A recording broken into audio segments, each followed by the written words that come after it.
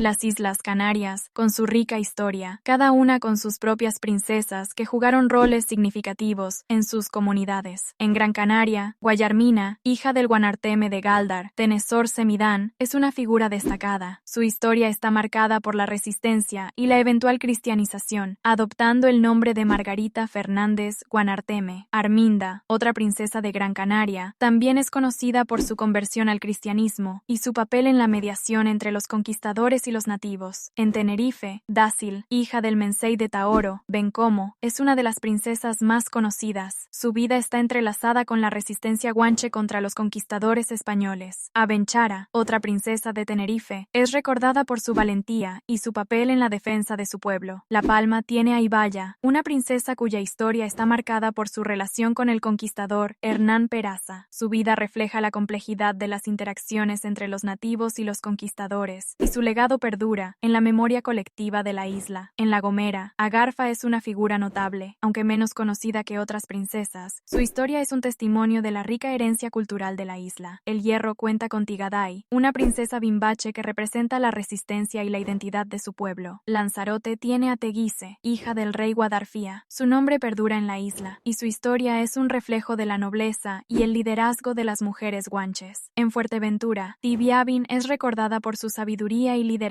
Su figura es emblemática de la fortaleza y la inteligencia de las mujeres de su tribu. Estas princesas no solo fueron figuras importantes en sus respectivas islas, sino que también jugaron roles cruciales en la historia y cultura de las Islas Canarias. Sus historias de resistencia, adaptación y liderazgo son un testimonio de la rica herencia cultural de las islas y continúan inspirando a las generaciones actuales. En las Islas Canarias, los antiguos pobladores tenían líderes poderosos y valientes. En Tenerife, Bencomo, Mensei de Taoro, resistió heroicamente a los conquistadores españoles. Su hijo, Bentor, también luchó contra los españoles. Acaimo, Mensei de Tacoronte, y Añaterbe, Mensei de Guimar, también son recordados. En Gran Canaria, Doramas, un guerrero famoso, dirigió la resistencia contra los conquistadores. Guanarteme, título de los reyes de Gran Canaria, es conocido por Tenezor Semidán, quien se convirtió al cristianismo y tomó el nombre de Fernando Guanarteme. Tanausú, líder de Aceró en La Palma, resistió hasta su captura. Upalupa, en La Gomera, fue un líder destacado en la resistencia. Armiche, el último jefe de los bimbaches en el Hierro, fue capturado durante la conquista. Guise y Ayose, los dos reyes de Fuerteventura, y Sonsamas, un rey de Lanzarote, también son recordados por su liderazgo. Estos líderes defendieron valientemente sus tierras y culturas frente a la conquista española. ¿Te gustaría saber más sobre estos líderes y sus historias heroicas? Sus nombres y acciones han quedado grabados en la historia y la memoria colectiva de las Islas Canarias.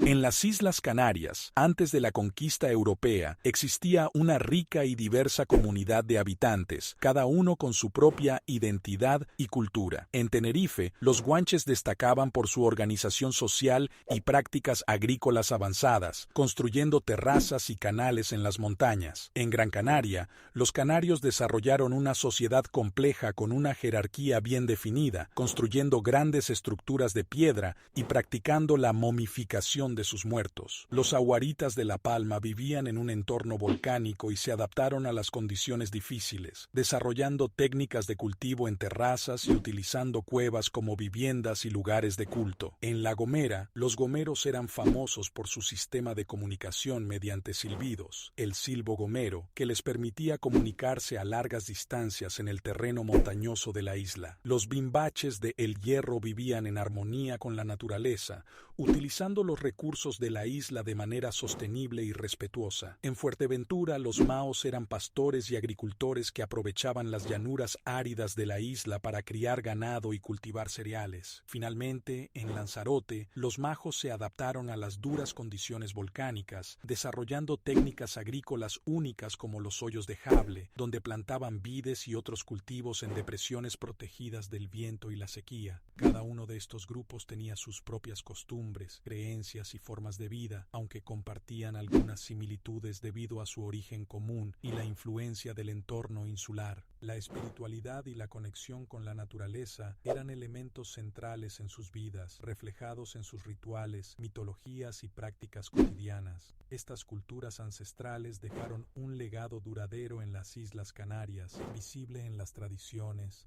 el lenguaje y las prácticas culturales que aún perduran en la región. Hay ¿Hay algún aspecto específico de estas culturas que te gustaría explorar más a fondo?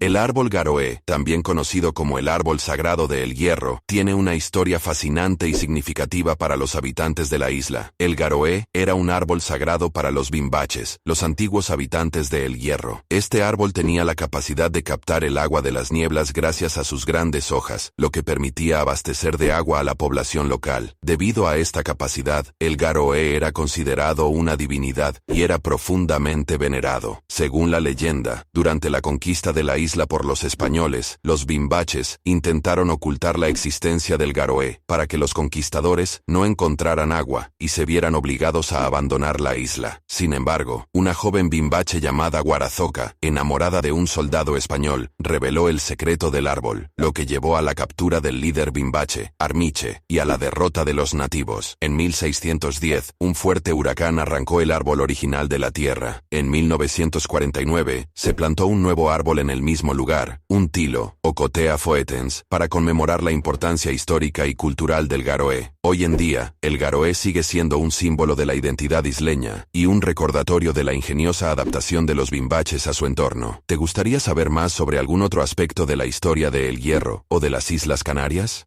Los guanches, los antiguos habitantes de las Islas Canarias, tenían prácticas específicas para controlar la población y gestionar el nacimiento de los niños. Aunque la información es limitada y a veces basada en relatos históricos y arqueológicos, se sabe que 1. Control de la población. Los guanches practicaban una forma de control de la población que incluía la limitación de nacimientos. Esto se lograba a través de métodos naturales y sociales, como la abstinencia y posiblemente el infanticidio en casos extremos. 2. Tratamiento de los recién nacidos. Al nacer, los niños guanches eran sometidos a ciertos rituales y cuidados específicos. En algunas islas se practicaba la momificación de los cadáveres, lo que indica una gran importancia dada a los ritos funerarios y al cuidado de los cuerpos. Estas prácticas reflejan la adaptación de los guanches a su entorno insular y sus recursos limitados. ¿Te gustaría saber más sobre algún aspecto específico de su cultura? Imagina las casas de piedra de los guanches en las Islas Canarias, construidas con técnicas ancestrales que resistieron el tiempo. Los guanches las levantaron para protegerse de los elementos y preservar su cultura.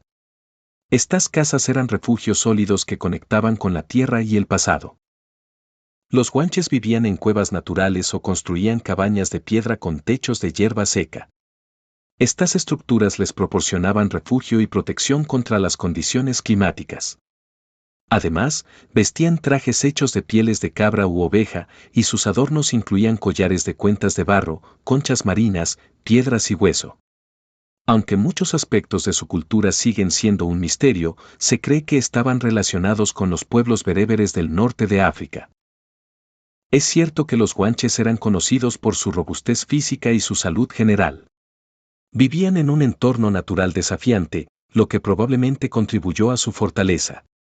Además de su dieta basada en productos locales como la papa, el millo, maíz y la tuna, también practicaban actividades físicas como la lucha canaria. Un deporte tradicional que requería fuerza y destreza. Aunque no tenemos registros detallados sobre su salud, su estilo de vida y adaptación al entorno insular sin duda influyeron en su bienestar. Los guanches vivían en cuevas naturales o construían cabañas de piedra con techos de hierba seca. Estas estructuras les proporcionaban refugio y protección contra las condiciones climáticas. Además, vestían trajes hechos de pieles de cabra u oveja, y sus adornos incluían collares de cuentas de barro, conchas marinas, piedras y hueso. Aunque muchos aspectos de su cultura siguen siendo un misterio, se cree que estaban relacionados con los pueblos bereberes del norte de África.